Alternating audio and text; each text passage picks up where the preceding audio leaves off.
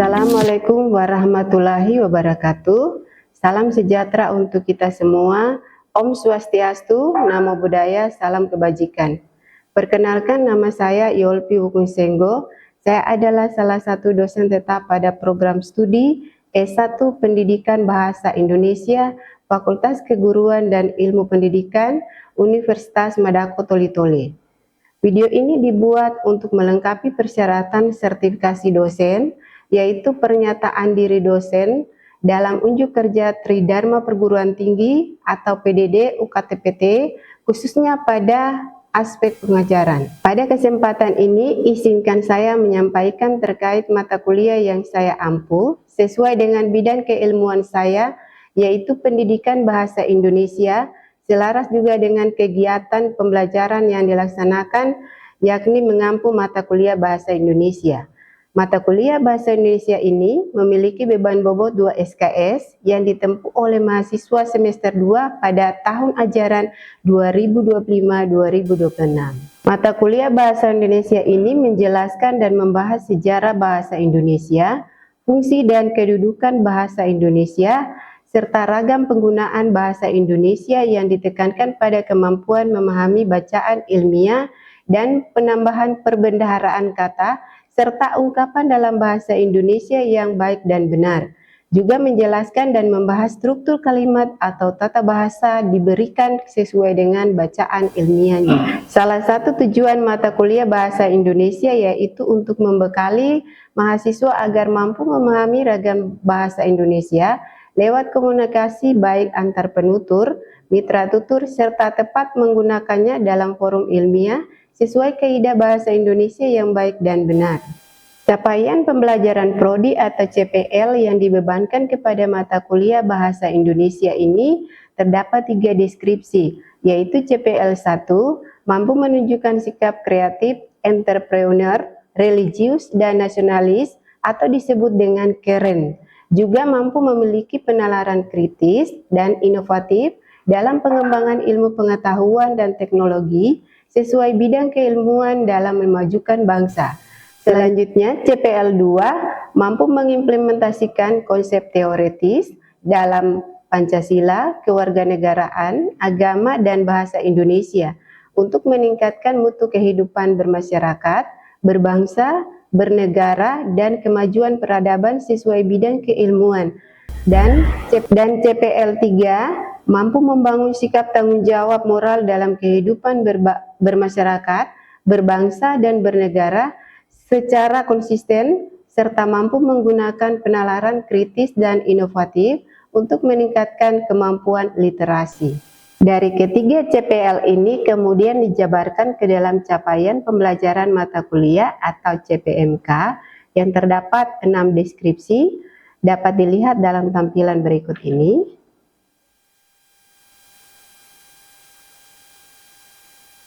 Dan dari 6 CPMK ini diturunkan ke sub CPMK yang terdapat 10 deskripsi, dapat juga dilihat dalam tampilan berikut ini.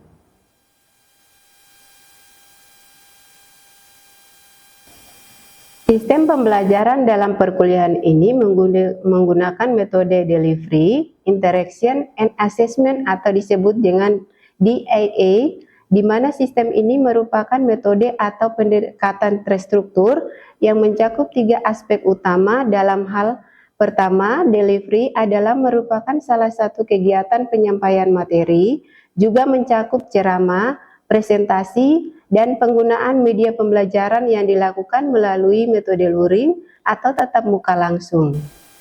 Kemudian interaction atau interaksi aktif antar pengajar dan mahasiswa seperti aktivitas tanya jawab atau stimulus respon dan berdiskusi. Selanjutnya ada assessment atau penilaian berupa pemberian kuis, tugas, baik tugas mandiri maupun tugas kelompok. Dari studi kasus yang di dalamnya terdapat proyek untuk mengukur pemahaman mahasiswa terkait materi yang disampaikan. Penilaian ini dilakukan untuk menciptakan proses belajar yang efektif, interaktif, dan terstruktur. Dalam kegiatan pembelajaran ini, saya menggunakan CPMK 2 yaitu mampu memahami dan menerapkan ragam bahasa sesuai dengan konteks penggunaan dalam komunikasi formal atau non-formal dalam bidang keilmuan, dengan menggunakan model pembelajaran cooperative learning, di mana ada interaktif dan kerjasama antar mahasiswa dalam kelompok kecil atau mengkategorikan perbedaan ragam bahasa. Selain itu, saya juga menggunakan teknik metode role play atau bermain peran dan stimulation seperti mahasiswa mempraktekkan presentasi, bermain peran dalam forum ilmiah secara berkelompok dengan menerapkan pemilihan ragam bahasa Indonesia yang tepat sesuai dengan konteks komunikasi formal dan non-formal. Adapun bentuk evaluasi hasil belajar mahasiswa yaitu partisipasi 10%, penugasan mandiri 20%, ujian tengah semester atau UTS 20%, penugasan kelompok dalam berbasis proyek integrasi pembelajaran 20%, dan ujian akhir semester 30%. Dengan mengikuti mata kuliah Bahasa Indonesia ini, mahasiswa diharapkan tidak hanya memahami ragam bahasa Indonesia dalam forum ilmiah saja, tetapi juga memahami ragam bahasa Indonesia non-formal berdasarkan penutur, mitra tutur, dalam situasi dan konteks, dan penggunaannya secara tepat dalam forum ilmiah sesuai kaidah bahasa Indonesia yang baik dan benar, relevan pada pembelajaran abad ke-21, dan dapat dipraktikkan dalam dunia akademi, kerja, dan bermasyarakat. Berikutnya merupakan cuplikan dari proses pembelajaran yang saya lakukan secara tatap muka langsung di ruang kelas. Selamat menyaksikan. Assalamualaikum warahmatullahi wabarakatuh. Waalaikumsalam warahmatullahi wabarakatuh. Ya, bagaimana kabar hari ini adik-adik? Baik, Bu. Wah, luar biasa. Baik, adik-adik, pada kesempatan ini, sebelum kita melaksanakan kegiatan pembelajaran kita di pagi hari ini, alangkah baiknya kita tuntun dalam doa. Bisakah satu orang yang saya minta untuk memimpin doa di dalam kegiatan pembelajaran kita di hari ini? Ketua kelas mungkin? Saya, Bu. Teman-teman, sebelum kita memulai pembelajaran kita pada hari ini, marilah kita berdoa menurut agama dan keyakinan kita masing-masing. Berdoa dimulai.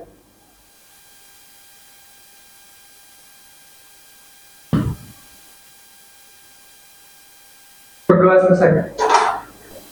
Baik, terima kasih atas pimpinan doa tadi yang disampaikan oleh ketua kelas. Nah, adik-adik, sebelum kita lanjut ke topik materi pada hari ini, alangkah baiknya adik-adik mengisi kehadiran yang sudah saya siapkan. Silakan diisi dulu kehadirannya. Apakah ada informasi yang disampaikan? Ada, Bu. Sakit.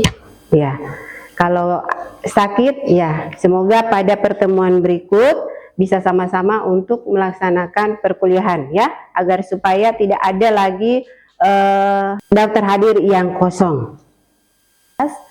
Nah, hari ini kita masuk di dalam pembelajaran, bisa kita adik-adik lihat, yaitu pembelajaran bahasa Indonesia dengan ragam bahasa Indonesia. Namun sebelumnya, siapa yang tahu mata pelajaran yang sebelumnya atau topik sebelumnya?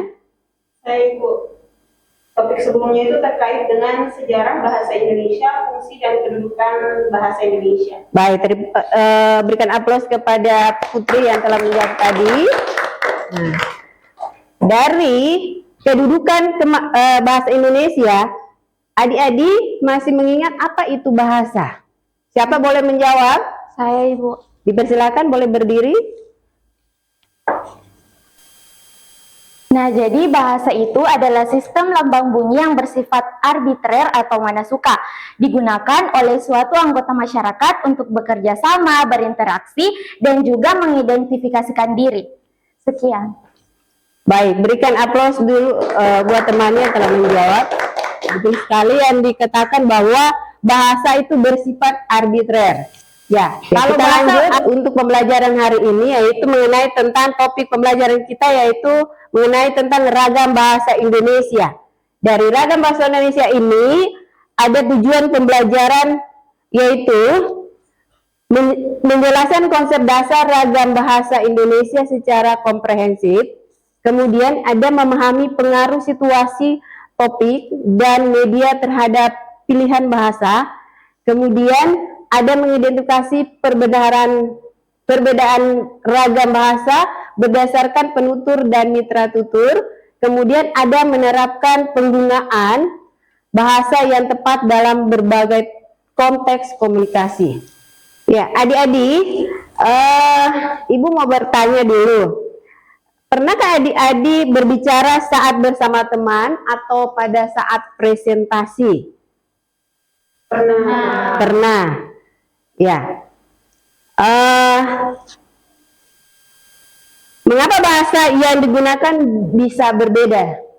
Ada yang bisa menjawab? Silakan berdiri. Mungkin di situ saja.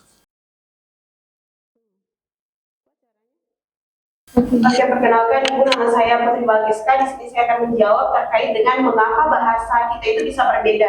Nah, menurut pengetahuan saya, bahasa itu bisa berbeda karena dipengaruhi oleh beberapa faktor, diantaranya geografi, jenis kelamin, pendidikan, dan lain sebagainya. Dan juga, seperti yang kita ketahui, di Indonesia itu memiliki banyak suku, Bu. Nah, setiap suku pasti memiliki bahasa yang berbeda. Sekian dari saya. Silakan berikan aplaus untuk Putri, luar biasa, sangat baik sekali. Nah, yang tahu ragam, apa itu ragam bahasa menurut adik-adik? Siapa yang bisa? Silakan berdiri. Saya, Bu. Silakan.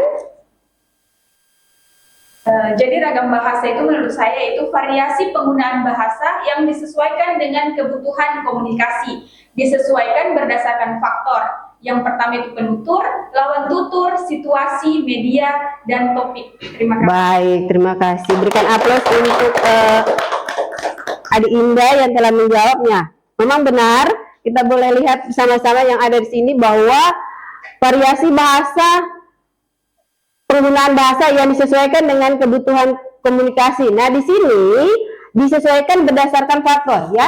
Ada penutur, ada apa ini adik-adik? Lawan tutur, kemudian ada apa? Situasi, Kemudian media, dan topik. iya. Jadi ragam bahasa itu dari segi penutur, lawan tutur, situasi, media, dan topik. Ya, adik-adik tahu definisi dari ragam bahasa? Ada yang tahu? Saya, Bu. Silakan berdiri. Jadi menurut para ahli, Harimurti Krisnalaksana 2008 itu variasi bahasa menurut pemakaian yang berbeda-beda berdasarkan topik, hubungan penutur dan media dan situasi komunikasi. Terima kasih. Berikan aplaus untuk Najwa. Siapa lagi masih ada? Jadi definisi ragam bahasa menurut Boris Kerr tahun 2004, variasi bahasa yang timbul karena perbedaan tujuan komunikasi, keadaan pembicara, pendengar, serta lingkungan pemakaiannya. Sekian, terima kasih. Ya, Kak, tepuk tangan untuk Indah. Nah, masih ada lagi? Silakan berdiri. Nah, menurut Abdul Khair dan Leonard Agustina 2010 Kecil kan, suara. mengatakan bahwa variasi bahasa yang muncul karena adanya keragaman penutur dan keragaman fungsi pemakaian bahasa. Ya. Baik, kita lihat di sini ada faktor penentu ragam bahasa. Ya. Dari segi subjek, konteks atau konten, kemudian ada salurannya. Nah, dari subjek ini terdapat penutur dan mitra tutur. Nah, mitra tutur ini siapa yang berbicara dan kepada siapa pesan disampaikan. Kemudian dari segi konteksnya itu ada situasi dan tujuan. Nah, situasi tujuan ini yaitu melihat dari kondisi saat berkomunikasi dan apa yang diinginkan dicapai. Kemudian dari topik bahasanya, kalau dilihat dari topik bahasanya ini ada pokok pembicaraan yang sedang dibahas atau didiskusikan. Kemudian dari media komunikasi ada sarana yang digunakan untuk menyampaikan pesan. Dari apa yang ada ini, adik-adik mengerti? Mengerti. Baik, terima kasih. Ragam berdasarkan penutur. Kita bisa lihat di sini dari ragam berdasarkan penutur ini dipengaruhi oleh latar belakang personal yang tadi dijelaskan oleh Putri bahwa di situ ada usia, profesi, kemudian asal daerah, pendidikan, status. Nah, kita bisa lihat di sini ada contohnya adik-adik. Contohnya dari profesi dokter. Siapa yang bisa membacakan ini? Contohnya ini seperti apa? Seorang untuk presentasi di depan mengenai tentang ragam berdasarkan penutur dari perbedaan profesi dokter dan masyarakat umum. Ya, saya bisa minta antara Putri Balkis dengan Yuni, silakan berdiri sambil berhadapan. Oke.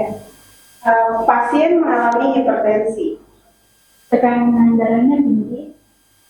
Ya, berikan aplaus untuk mereka berdua. Nah, itulah contoh adik-adik dari profesi masyarakat dan dokter. Itu ragam bahasanya. Ya, adik-adik. Ya, tadi dari segi ragam mitra tutur. Sekarang ini ada situasi menentukan bentuk bahasa. Nah, kalau dari situasi menentukan bentuk bahasa di sini berarti ada situasi formal dan situasi non formal. Dari situasi non formal ya kita bisa lihat berdasarkan hasil penelitian tersebut dapat disimpulkan bahwa itu kalimat formal. Kalau dalam situasi santai atau percakapan sehari-hari, nah di sini ada kayaknya hasilnya sudah bagus. Tinggal kita rapihin sedikit lagi. Bagian mana yang menyatakan bahwa kalimat ini mengarah ke santai? Kayaknya. Kemudian ada rapihin. Nah itu. Ada topik mempengaruhi kosakata dari bagian pendidikan, kemudian ada kedokteran dan teknologi. Nah, kalau dari segi pendidikan, di sini istilah-istilahnya ada istilah kurikulum. Baru apa lagi?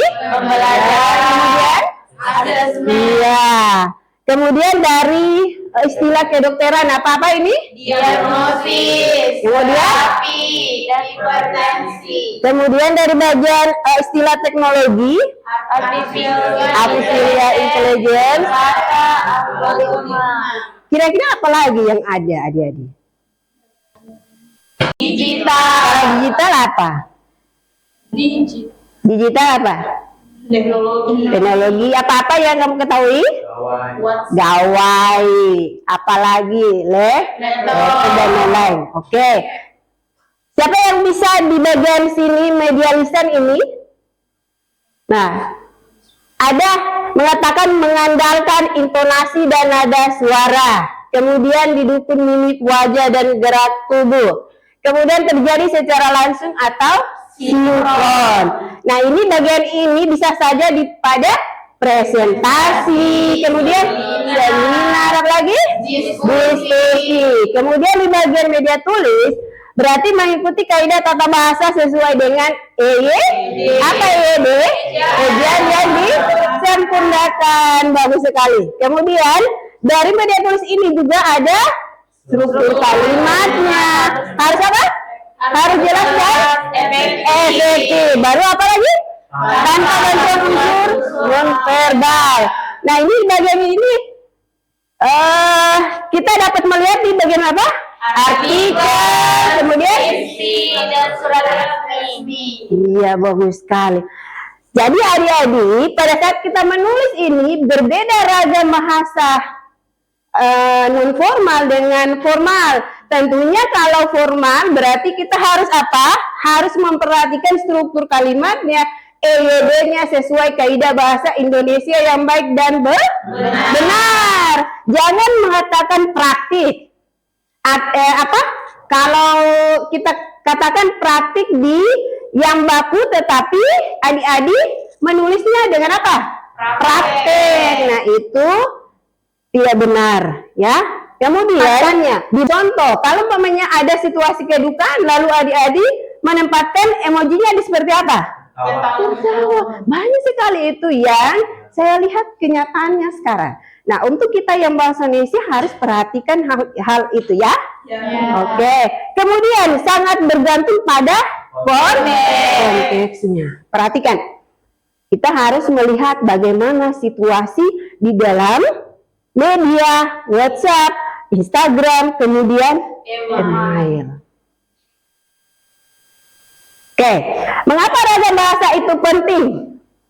Nah, katanya ini bahasa adalah identitas, ya. Berarti penting karena salah satunya adalah bagian efektivitasnya, yaitu pesan tersampaikan dengan jelas dan tepat sasaran kepada mitra tujuan.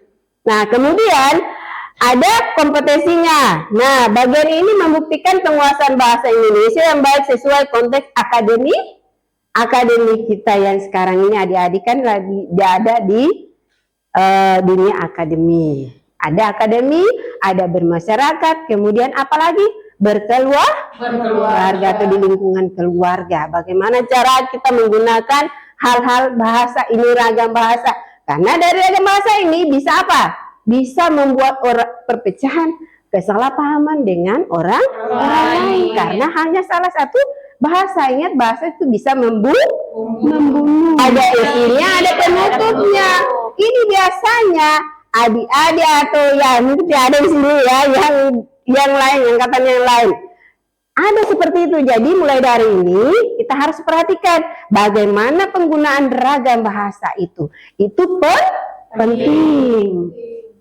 Baik adik-adik, kita lihat di sini ada pentingnya menggunakan ragam bahasa yang tepat, yaitu manfaatnya ada komunikasi lebih efektif, kemudian menghindari salah pahaman, kemudian menunjukkan kesantunan berbahasa, kemudian meningkatkan profesionalisme, kemudian menunjukkan kompetensi berbahasa Indonesia. Dari kelima ini adik-adik semua yang ada di sini paham? Baik, terima kasih. Nah, ada tugas yang saya berikan untuk adik-adik, yaitu tugasnya ini dalam bentuk kelompok. Nanti sebentar selesai dikerjakan, dipresentasi di depan. Oke, silakan dibagi kelompoknya. Satu kelompok terdiri atas 3 orang. Silakan untuk atur tempat duduknya. Ya, adik-adik, kita perhatikan tugas yang Ibu berikan, yaitu di sini ada 5 tema. Nah, dari 5 tema ini, adik-adik akan membuat ragam bahasa dari kelima tema ini. Setelah itu, baru dipresentasi di depan. Apakah adik-adik? Jadi ini ada kelompok yang sudah terbentuk. Ini ada kelompok 1, ini kelompok 2, dan ini kelompok 3. Ya, silakan dikerjakan adik-adik.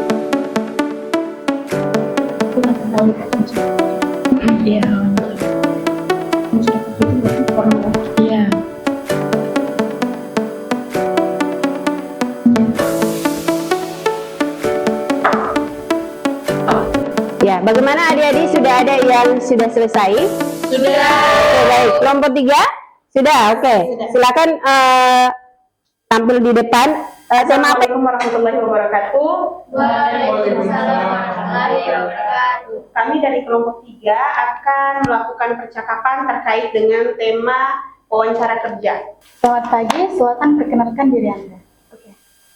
Selamat pagi, perkenalkan nama saya Putri Balkiska. Saya merupakan lulusan program studi pendidikan bahasa Indonesia. Saya memiliki kemampuan komunikasi yang baik dan siap untuk belajar.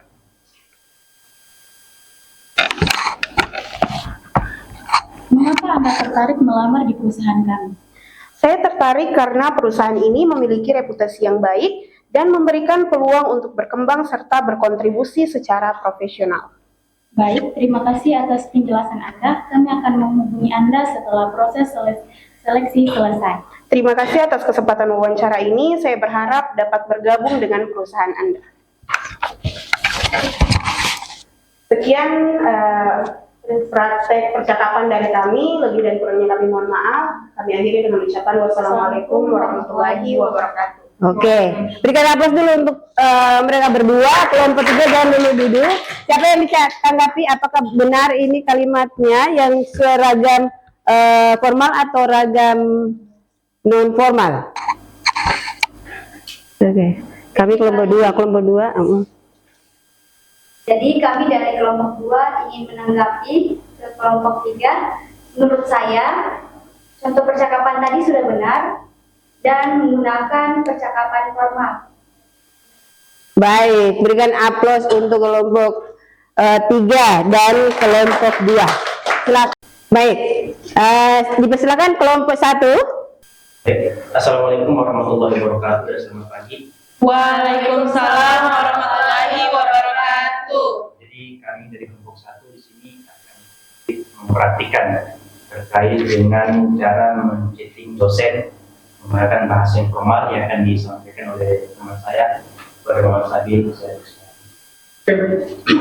Jadi contoh cara mengechat dosen dengan bahasa formal itu contohnya seperti ini, akan saya bacakan. Selamat pagi Bapak atau Ibu, mohon maaf mengganggu waktunya. Saya atas nama Muhammad Sabil dengan NIM D25030024 dari Program Studi Pendidikan Bahasa Indonesia.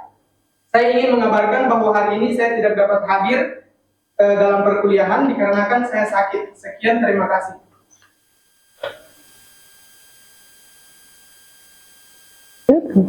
Baik, tadi bagaimana cara mencet dosen menggunakan bahasa yang formal.